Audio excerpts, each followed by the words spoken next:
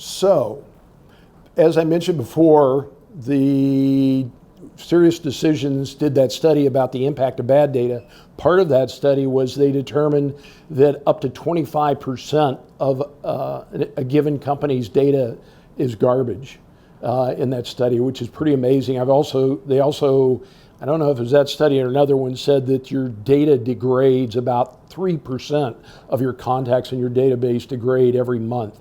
So in the course of a year, that's 33rd of your database has been degraded. So you can't rely, and you probably don't want to impose on individuals to keep coming back and giving you data over and over again, data you don't have. So this is where there's some options, and we'll talk about those in a moment. So before you try to figure out again, so do I have data? Am I missing data? Is the data good? Or what do I need to do? Should I enrich the data? You don't want to start doing things like merging records together and enriching records that are actually bad records. The person's no longer at the company, things of that nature. So you want to do an audit of the data. One of the things as part of that audit is look at your data sources. So you want to understand where is the data coming from, and if you find troves of data that are really sketchy and bad, missing information, most of the people have unsubscribed or their email addresses were bad, you want to make sure you've identified what those sources were, so you can either stop using those sources in the future or at least add additional fields potentially on a form, or better yet, perhaps have an intelligent form that can, in the background, add data into hidden fields once that individual gives you their email address and their company name.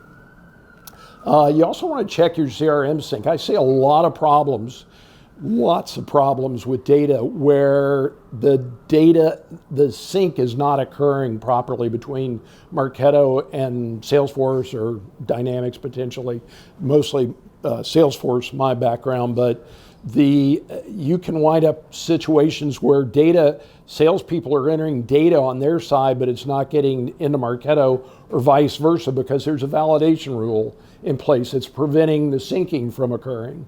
Or you've got the thing that happened to us recently. It had happened over a year ago, but it happened again.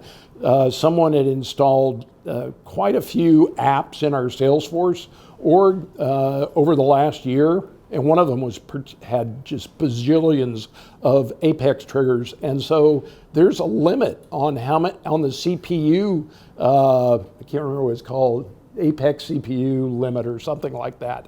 But when you try to sync the record, if it triggers an Apex, it'll actually come back and Salesforce will say, I can't do this because you're out of your CPU limit on Apex. So, if you've got garbage, things like that, you need to uninstall them so that you can improve the sync performance and get your data back and forth between the systems. And then, as I mentioned, you don't want to go out then and use records that really aren't engaging with you, that are undeliverable, and use them as part of your analysis of how much do I have a good fill rate on my data?